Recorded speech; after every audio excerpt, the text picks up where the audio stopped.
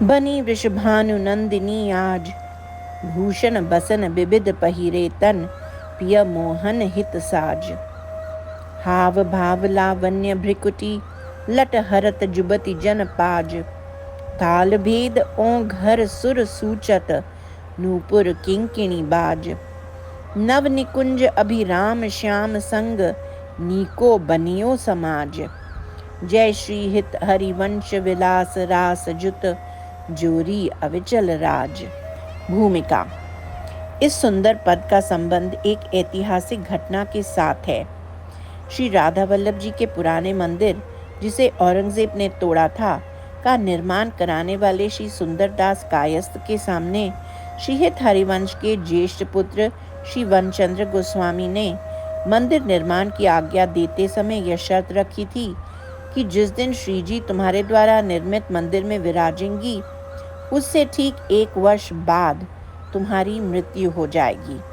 श्री वनचंद्र जी ने यह शर्त गोपाल सिंह यादव और अंबर जयपुर के राजा मान सिंह के सामने भी रखी थी, किंतु वे उसको स्वीकार न कर सके और अन्यत्र जाकर उन्होंने मंदिर बनवाए।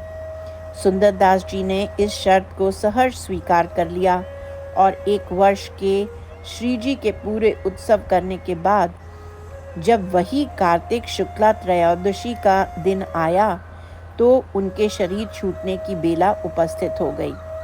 उस समय रसिक समुदाय ने प्रस्तुत पद का गान उनकी समक्ष किया और इस पद को सुनते हुए ही उन्होंने शरीर त्याग किया। तत्कालीन रसिक मंडली में इस पद का कितना समादर एवं महत्व था, यह इस घटना से स्पष्ट हो जाता है। यह पद छोटा होते हुए भी इसमें श्री वृषभानु नंदिनी के स्वरूप का संपूर्ण वर्णन किया गया है। उनका श्रृंगार करने का प्रयोजन, उनका अद्भुत अंग सौंदर्य एवं उनकी गुणशालीनता का परिचय बड़े मार्मिक ढंग से एक एक पंक्ति में दे दिया गया है। अंत में सौंदर्य धाम श्री वृंदावन की नव निकुंज में अभिराम श्री श्याम सुंदर के साथ उनके सहज संयोग का सूचित करके इस विलास रास युक्त नित्य जोड़ी को श्री वृंदावन में अविचल राज करने की आशीष दी है। श्री हित रूपा सखी श्री वृषभानु नंदिनी के आज के अद्भुत मानिक का वर्णन अपने कृपा पात्र सखी से करती हुई कहती हैं। व्याख्या। आज श्री वृषभानु नंदिनी भली प्रकार सुशोभित हैं। उन्होंने अपने तन पर अनेक प्रकार के भूषण बसन धारण कर रखे हैं और यह साज सजावट उन्होंने अपने मदन मोहन प्रियतम के हित के लिए अर्थात उनको सुख देने के लिए की है। उनके हाव भाव, उनका अंग लावण्य एवं उनकी भ्रिकुटियों पर झूलती हुई बालों की पतली लटें युवती जनों के सौंदर्य गर्व का हरण करती हैं। उनके नूपुर और किंकिणी के बजने से विचित्र स्वरों एवं तालभेद का सूचना होता है। श्री वृंदावन की नव निकुंज में अभिराम श्री श्याम सुंदर के साथ उनकी बड़ी सुंदर जोड़ी बनी है।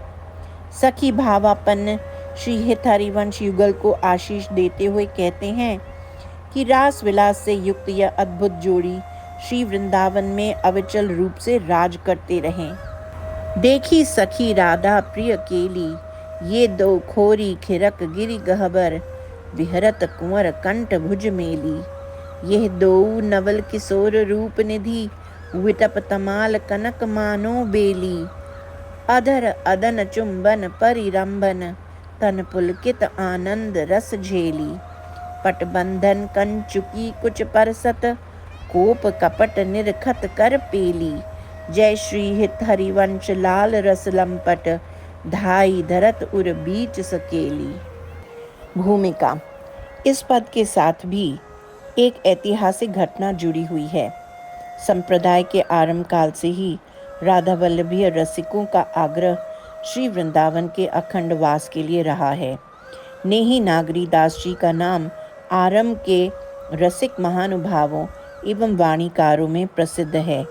वे भी स्वभावतः श्री वृंदावन वास के पक्षपाती थे, किंतु सैद्धांतिक मतभेदों के कारण यहाँ कुछ ऐसी परिस्थितियाँ पैदा हो गईं जिनके कारण उनका निर्विघ्न भजन करना कठिन हो गया। धर्म संकट में पड़कर उन्होंने श्री हिताचार्य की वाणी में ही अपना मार्ग ढूंढने की चेष्टा की और वह उनको प्रस्तुत पद में मिल गया। इस पद के आरंभ में ही कहा गया है कि श्यामा श्याम खोरी खिरक गिरी गहवर में विहार करते हैं।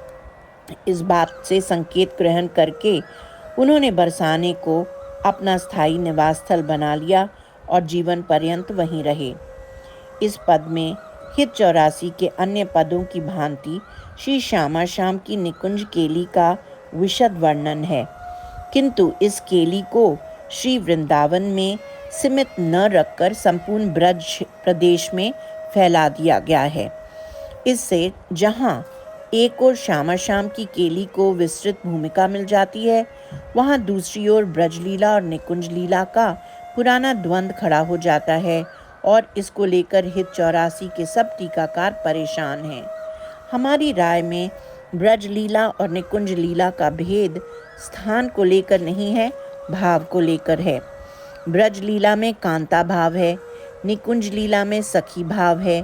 ब्रज लीला में सख्य, वात्सल्य आदि कई भावों की लीलाएं हैं और निकुंज लीला एकमात्र मधुर भाव से संबंधित है। ब्रज लीलाओं में भी मधुर भाव है, किंतु वह बहुनायिकत्व से संकुचित है, जबकि निकुंज लीला में एकमात्र नायक श्री श्याम सुंदर और एकमात्र नायिका श्री राधा हैं। इनके अतिरिक्त अन्य भी छोटे छोटे भाव भेद हैं और ब्रज एवं निकुंज लीला की भिन्नता इन भेदों को लेकर ही है। यदि भाव संपूर्णतः निकुंज लीला का है तो उक्त लीला का स्थान खोरी खिरक गिरी गहवर होने से उसमें कोई अंतर नहीं पड़ता। वृंदावन बिहारी श्री श्यामा श्याम यदि खोरी खिरक गिरी गहवर में विहार करेंगे तो वहाँ भाव के बल से श्री वृंदावन ही उपस्थित रहेगा। स्वयं नागरीदास जी ने अपने परिचात्मक सेवैये में कहा है कि मेरा निवास बरसाने में है, किंतु मैं भाव की दृष्टि से वास वृंदावन में ही करता हूँ। सुंदर श्री बरसानो निवास और वास बसो श्री वृंदावन धाम है। इस दृष्टि से श्री श्यामा श्याम के विहार क्षेत्र को विस्तृत कर देने से निकुंज भाव में कोई विपरीतता उत्पत्ति नहीं होती है। श्री श्यामा श्याम की केली का विस्तृत परिवेश में वर्णन करती हुई श्री हित रूपा सखी अपनी कृपा पात्र सखी से कहती हैं। व्याख्या। हे सखी, श्री राधा एवं उनके प्रियतम श्री श्याम सुंदर की प्रेम केली को देख। ये दोनों कुंवर परस्पर कंठों में भुजा डालकर बीथियों में गोष्ठी में गोवर्धन गिरी पर एक कहवर वन में निर्वाध गति से विहार करते रहते हैं। तमाल वृक्ष एवं कनक लता के समान ये दोनों नवल किशोर रूप के समुद्र हैं। ये दोनों अधर रस पान करते हुए परस्पर चुंबन परिरंबन कर रहे हैं और उससे उत्पन्न होने वाले आनंद रस के कारण रोमांचित हो रहे हैं। श्री श्याम घन वस्त्र के बंधन रूपी कंचुकी में कसे हुए खूंचों को स्पर्श करते हैं और श्री प्रिया कपट कोप से उनके हाथ को पीछे धकेलकर उनकी ओर देखती हैं। पट बंधन कंचुकी से तात्पर्य है कि इस समय श्री प्रिया के कूचों पर सिली हुई कंचुकी के स्थान में छूटा हुआ वस्त्र कंचुकी के रूप में बंध रहा है।